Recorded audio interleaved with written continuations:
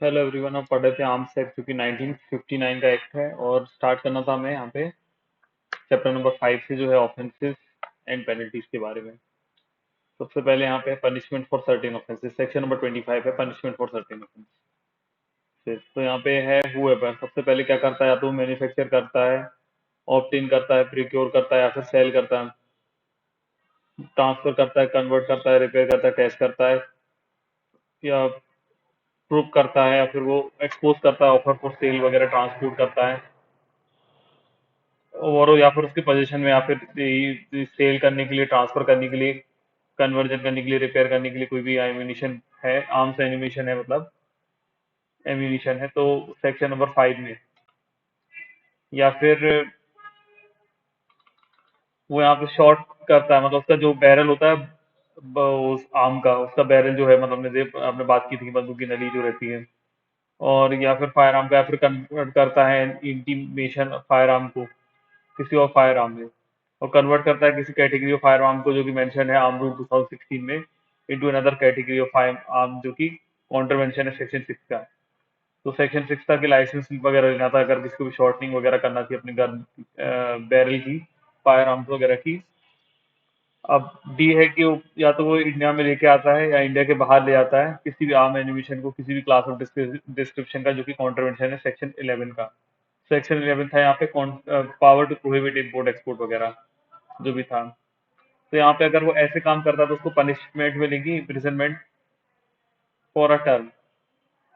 जो कि not less than 7 years होगा, जो कि एक्सटेंड हो सकता है इम्प्रिजनमेंट फॉर लाइफ तक, and shall also be liable to fine. तो इम्प्रिजनमेंट मिलेगा उसको 7 ईयर्स से इम्प्रिजनमेंट फॉर लाइफ तक, एंड साथ ही साथ उस फाइन के लिए भी लाइबल हो जाएगा। अब लिखा है हुएवर एक्वायर, अगर कोई पर्सन यहाँ पे एक्वायर करता है उसकी पोजीशन में वो, और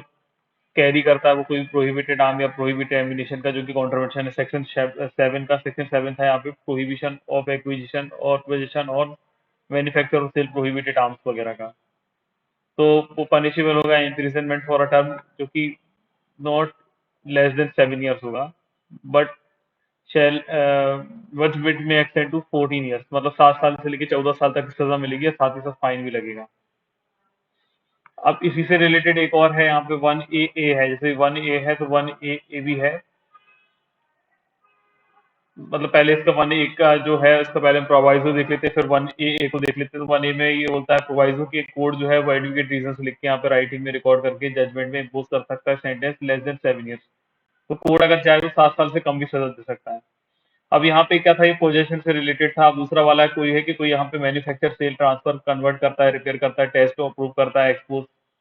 जिसे या ऑफर फॉर सेल करता है, जो भी उसके पोजीशन में है यहाँ पे, ट्रांसफर करने के लिए, कन्वर्जन करने के लिए, रिपेयर करने के लिए, टेस्ट वगैरह करने के लिए, जो कि प्रोहिबिशन आम जो भी स्पेसिफाइड है सेक्शन 7 में, वही मतलब जो यहाँ पे सेक्शन 7 में मैंने देखा, तो उसको पनिशेबल होता है imprisonment which is not less than 10 years. तो 10 ईयर से कम नहीं होगा, जो कि इम्प्रिजनमेंट फॉर लाइफ तक जा सकता है, and shall also be liable to fine. तो यहाँ पे सिर्फ पोजेशन में रख रहा है, तो कितनी सजा मिलेगी, 7 से लेकर 14 साल तक।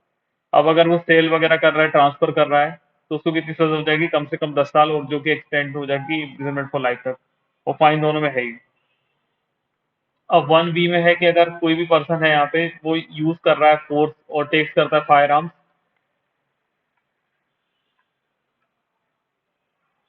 फ्रॉम पुलिस ऑफिसर, किसी पुलिस ऑफिसर से या आर्म फोर्सेस से, मतलब किसी भी जबरदस्ती फोर्स करके किसी भी पुलिस ऑफिसर से या फायर, ओ सॉरी, आर्म फोर्सेस से यहाँ पे उनकी जो वेपन वगैरह है, उनके फायर आर्म्स वगैरह को ले लेता है, तो उसको कितनी पनिशमेंट मिलेगी, punishment which is not less than 10 years. तो 10 ईयर से कम नहीं होगी, और जो कि इम्प्रिजनमेंट फॉर लाइफ तक जा सकती है, और साथ ही साथ shall also be liable to fine होगा।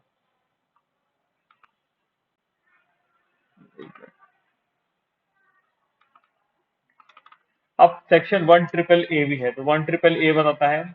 कि अगर किसी ने कॉन्ट्रवेंशन किया किसी नोटिफिकेशन का, जो कि इशू है सेक्शन 24A में,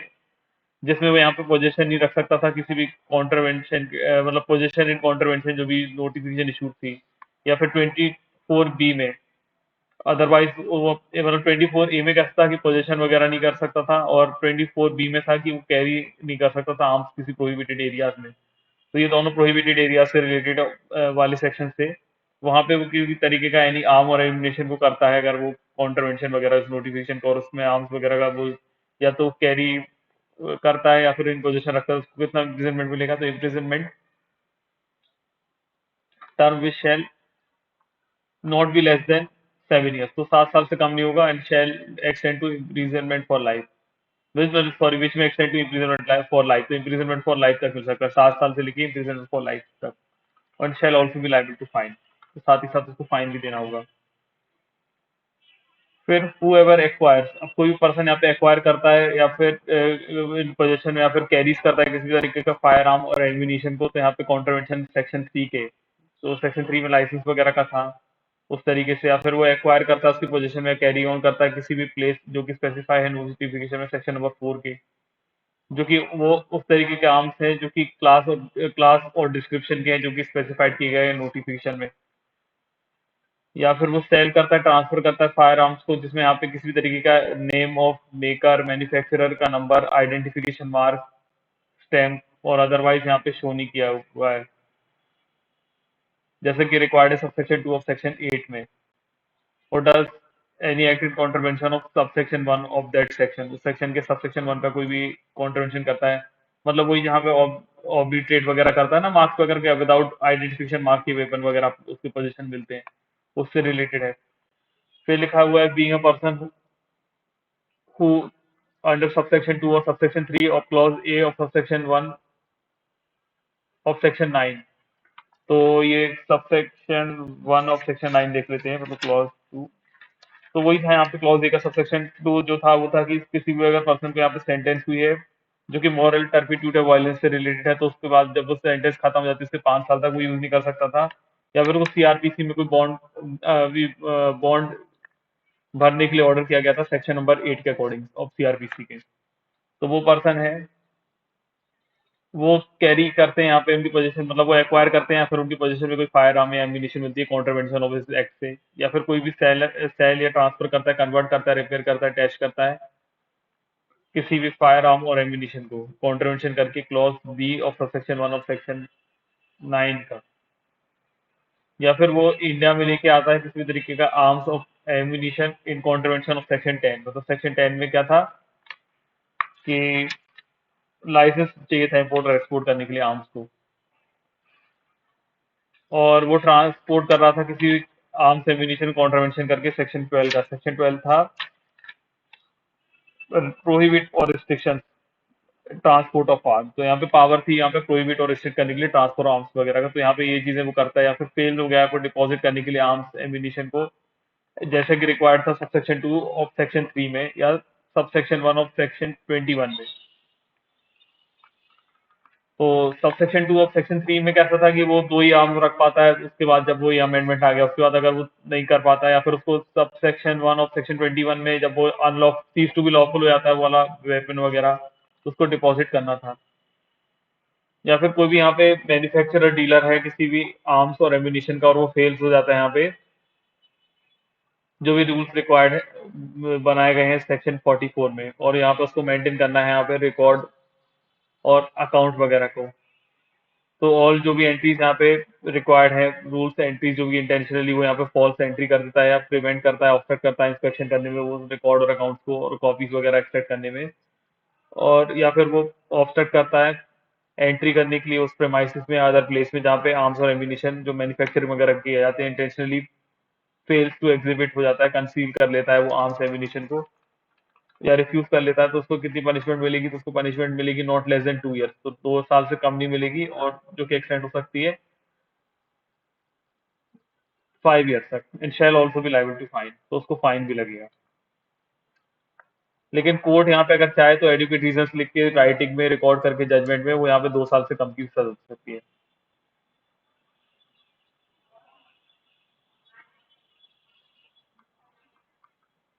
अब सेक्शन 1C बताता है फिर not standing anything contain in subsection 1B में जो कुछ भी लिखा है उससे फर्क नहीं पड़ेगा, अगर कोई भी कमिट करता है कोई भी ऑफेंस जो कि पनिशेबल है किसी भी डिस्टर्ब एरिया में, मतलब अगर जो 1B में कुछ भी लिखा है उससे फर्क नहीं पड़ता कि कोई भी ऐसे ऑफेंस करता है जो सबसेक्शन में दी हुई है किसी डिस्टर्ब एरिया में करेगा, तो उसको यहाँ पे इम्प्रिजनमेंट मिलेगा नॉट लेस देन 3 years, तो 3 साल से कम नहीं मिलेगा जो कि एक्सटेंड हो सकता है 7 years तक, and shall also be liable to fine, तो उसको इतनी सजा दी जाएगी मतलब। अब डिस्टर्ब एरिया का मतलब वही होगा जो सेक्शन 22 सॉरी 24A 24B में बताया हुआ है। 24A B में जो दिया हुआ है वो डिस्टर्ब एरिया होगा।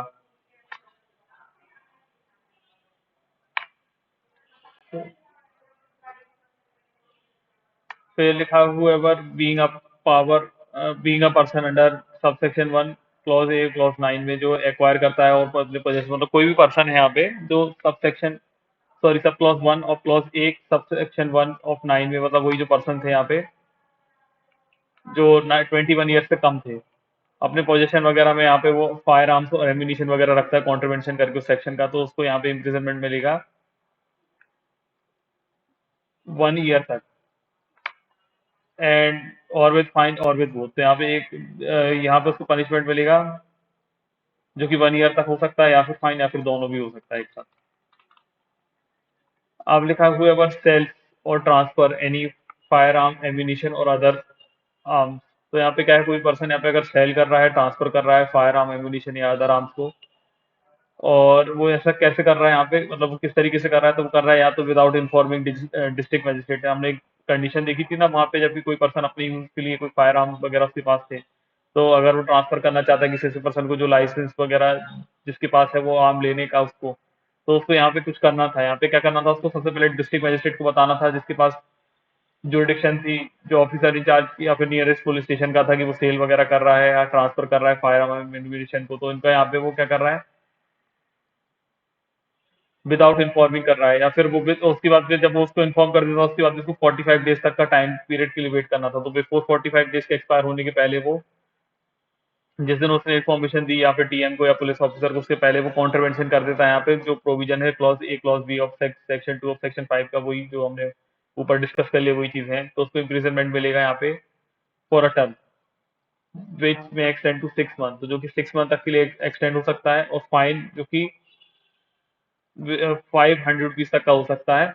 तो 6 मंथ और साथ ही साथ फाइन मतलब 6 मंथ का इम्प्रिजनमेंट होगा या फाइन लगेगा जो कि 500 रुपीज तक का हो सकता है या दोनों ही होंगे।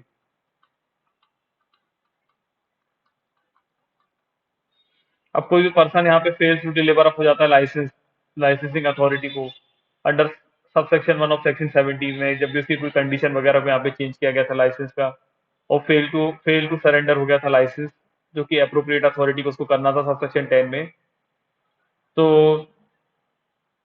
जब भी उसका सस्पेंशन या रिवोकेशन हुआ था लाइसेंस का तब तो उसको पनिशमेंट दी जाएगी जो कि एक्सटेंड होगी 6 मंथ तक और फाइन लगेगा उसको 500 रुपीज तक का या फिर दोनों।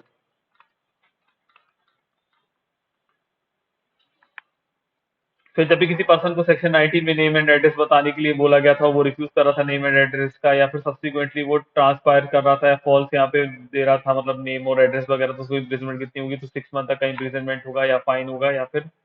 मतलब फाइन होगा तो कितना होगा 200 रुपीज तक का या फिर दोनों भी होंगे। फिर कोई भी यहाँ पे मेंबर है यहाँ पे ऑर्गेनाइज्ड क्राइम सिंडिकेट का और कोई भी पर्सन है उनके बिहाफ में किसी टाइम भी फोर्स में उसके पास पोजीशन है वो कैरी ऑन करता है आर्म्स और एम्यूनिशन को कॉन्ट्रीवेंशन करके प्रोविजन ऑफ चैप्टर 2 का तो उसको पनिशेबल होगा with imprisonment for a term which shall not be less than 10 years तो वो 10 ईयर्स से कम नहीं होगा और विच में extend to imprisonment for life it shall also be liable to fine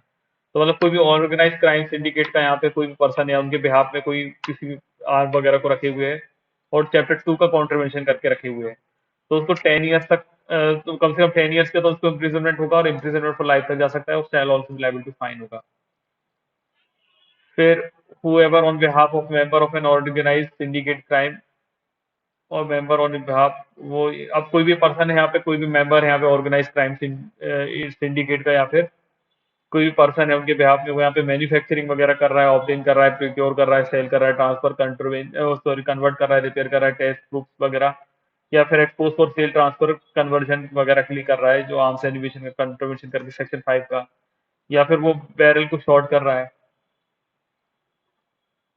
और कन्वर्ट करता है एक फायर आर्म जो कि मतलब मेंशन्ड है आर्म्स रूल 2016 में टू अदर कैटेगरी को अंडर सेक्शन 6 में तो उसको यहाँ पे कितना होगा तो या फिर वो कोई आर्म्स को इंडिया से बाहर या इंडिया में ला रहा है जो कि कोई इस तरीके के डिस्क्रिप्शन के क्लास के फायर आर्म्स है या एम्यूनिशन है जो कि कॉन्ट्रवेंशन करते हैं सेक्शन 11 का, तो उसको इम्प्रिजनमेंट मिलेगी not less than 10 years, but उसको इम्प्रिजनमेंट फॉर लाइफ तक जा सकता है, shall also be liable to fine. अब फॉर द पर्पस जो सबसेक्शन 6 है, सबसेक्शन 7 है, उसमें ऑर्गेनाइज क्राइम का मतलब क्या होता है, तो ऑर्गेनाइज क्राइम का मतलब होता है कि जो भी कंटिन्यू अनलॉफुल एक्टिविटी करता है कोई भी पर्सन ऐसा हो, और वो या तो सिंगल हो सकता है, कलेक्टिव हो सकता है, या तो मेंबर हो सकता है किसी ऑर्गेनाइज क्राइम सिंडिकेट का, और या फिर उनके बिहाफ में, और वो यूज करता है वायलेंस और थ्रेट और वायलेंस को, और वो इंटिमिडेशन या और कोerशन करता है और कोई भी अनलॉफुल मीन्स के थ्रू, और उसका ऑब्जेक्टिव है यहाँ पे पिक्यूनरी बेनिफिट्स लेने का और गेन करने का, यहाँ पे अनड्यू इकोनॉमिक और अदर एडवांटेज को उस पर्सन के लिए या किसी अदर पर्सन के लिए। या फिर ऑर्गेनाइज क्राइम सिंडिकेट क्या होती है, ग्रुप ऑफ 2 या वो उससे ज्यादा पर्सन की जो कि या तो सिंगल या कलेक्टिवली एक्ट करते हैं, और सिंडिकेट और गैंग इंक्लूड करते हैं एक्टिविटीज ऑफ ऑर्गेनाइज क्राइम को।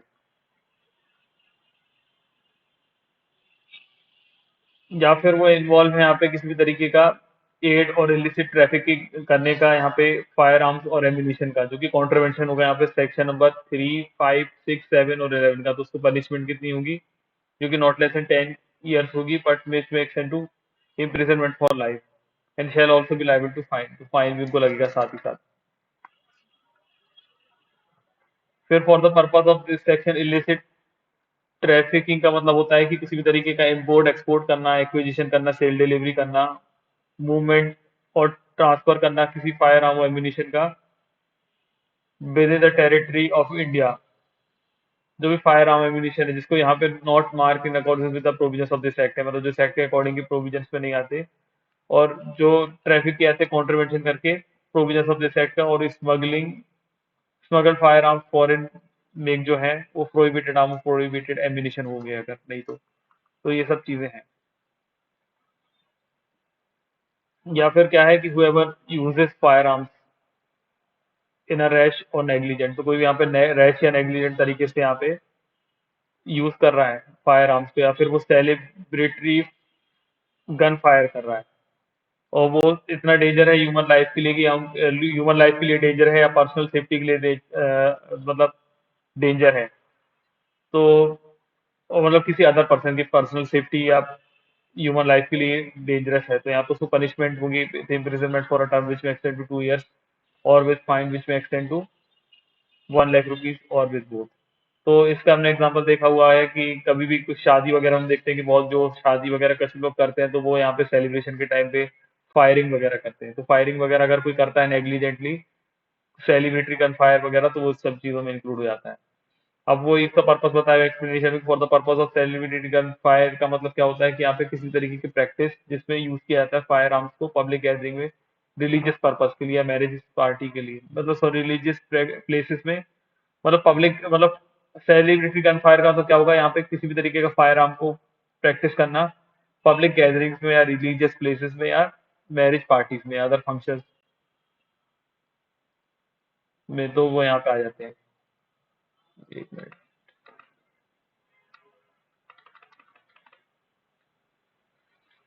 अब सीक्रेट कॉन्ट्रवेंशन, तो सीक्रेट कॉन्ट्रवेंशन का मतलब होता है कि कोई भी पर्सन यहाँ पे करता है कॉन्ट्रवेंशन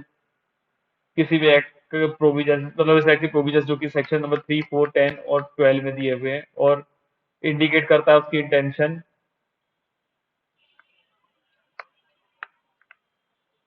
कि उसकी इंटेंशन थी कि यहाँ पे किसी पब्लिक सर्वेंट को या अदर एम्प्लॉय जो वर्क करता है अपॉन रेलवे, एयरक्राफ्ट, वेसल या व्हीकल या किसी अदर मीन्स ऑफ कन्वेंस में, उनको पता ना चले, तो यहाँ पे उसने क्या ऑफेंस किया है, मतलब क्या उसको पनिशमेंट मिलेगी, कंट्र मतलब सीक्रेट मतलब छुपा के, मतलब गोपनीय तरीके से, तो उसको यहाँ पे shall be punishable with imprisonment for a term जो कि नॉट लेस देन 6 मंथ होगा, बट विच में एक्सटेंड टू 7 ईयर्स तक हो सकता है, तो मतलब 6 महीने से लेके 7 साल तक की सजा हो सकती है, साथ ही साथ वो फाइन से भी लायबल होगा।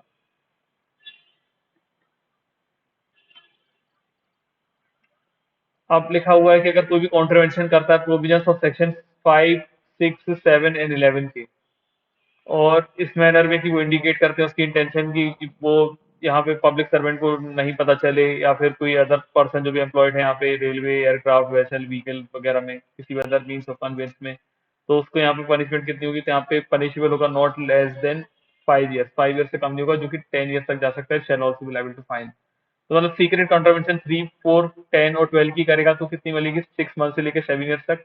और अगर 5, 6, 7 और 11 की करेगा तो उसको 5 ईयर से लेकर 10 ईयर तक मिलेगी, वो फाइन दोनों में लगेगा ही।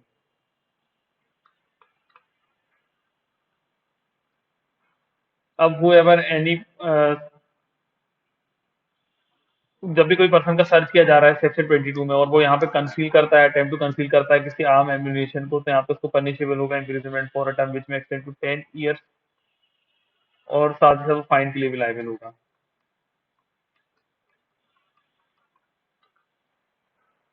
अब यहाँ पे है सेक्शन 27 है punishment for using fire arm. तो फायर आर्म को यूज करने के लिए पनिशमेंट क्या होगी, sorry, punishment for using arms, तो आर्म्स को यूज करने की पनिशमेंट क्या होगी।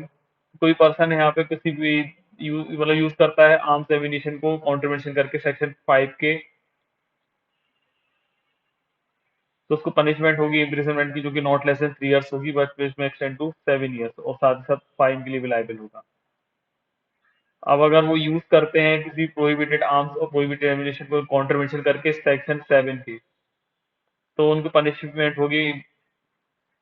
With imprisonment for a term जो कि नॉट लेस देन 7 ईयर्स होगा, बट विच में extend to imprisonment for life and shall also be liable to fine होंगे।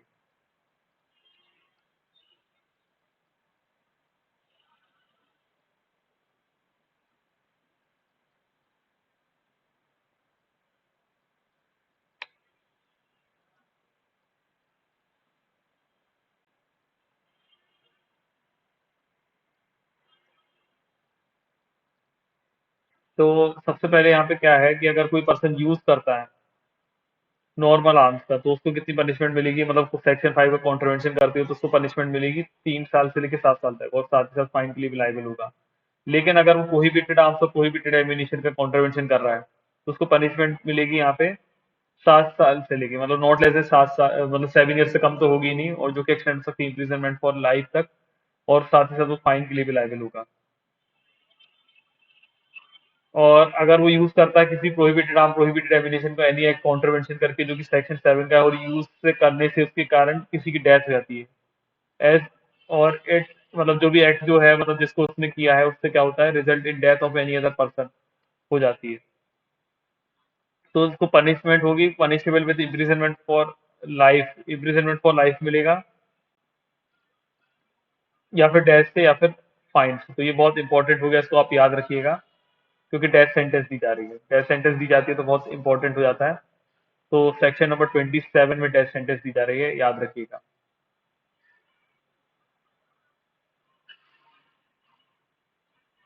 1 मिनट, इसको अच्छे से हाईलाइट कर देता हूँ। तो